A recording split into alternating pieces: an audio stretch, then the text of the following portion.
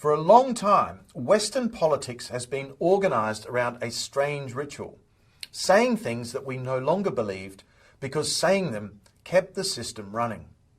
Western governments spoke as if the world still worked according to a familiar script, a rules-based international order, predictable globalisation, trade as a mutual benefit, energy as a commodity, not a weapon.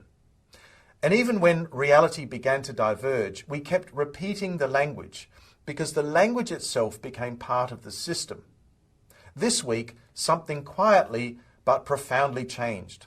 Canada's Prime Minister, Mark Carney, at the World Economic Forum, delivered a speech that did something Western leaders have largely avoided for around 2 decades. He stopped pretending. He spoke openly about rupture rather than transition, and power rather than norms, about realism rather than reassurance. And that matters, not just because of Canada, and not because of any single policy, but because it signals that realism has moved from analysis into governance. The most important line in that speech was this: "We are engaging broadly, strategically, with open eyes. We actively take on the world as it is, not wait for a world we wish to be." That sentence marks the end of a long ritual and the beginning of a more honest phase. For years, many countries continued to invoke a world they privately knew no longer functioned as advertised. We spoke about free trade while weaponizing supply chains, about interdependence while preparing for decoupling, about multilateralism while bypassing institutions that could no longer enforce rules. This wasn't hypocrisy in the moral sense, it was a coordination strategy. And as long as everyone repeated the same language, the system retained legitimacy, even as it hollowed out underneath. But systems don't collapse because people lie once.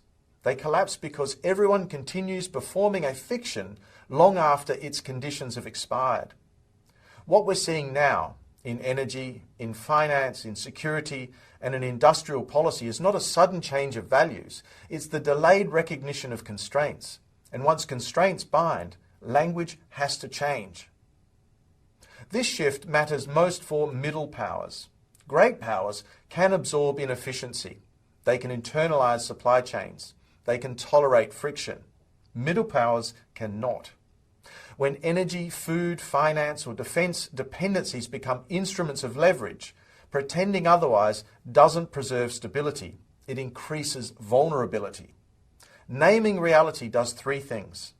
First, it allows policy to re-anchor to material conditions rather than aspirations. Second, it legitimizes trade-offs that were previously denied in energy security, industrial capacity, and defence spending. And third, it changes the public conversation.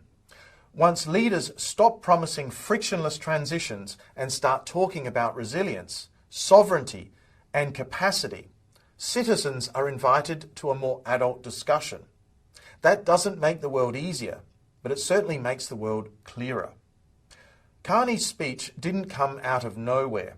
It sits alongside the renationalisation of industrial policy, the return of defence as a growth sector, energy security being treated as strategic infrastructure, and capital markets pricing in geopolitical risk.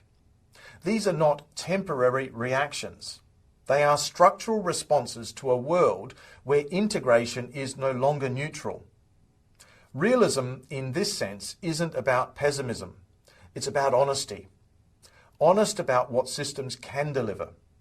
Honest about what they cannot. Honest about what must be rebuilt slowly and what can't be conjured overnight.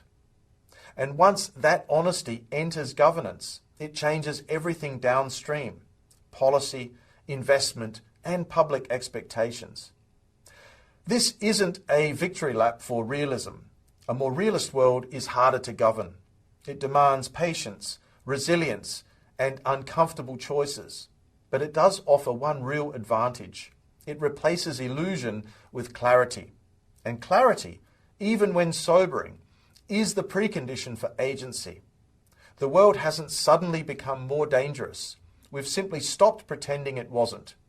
And that, quietly, is the real shift.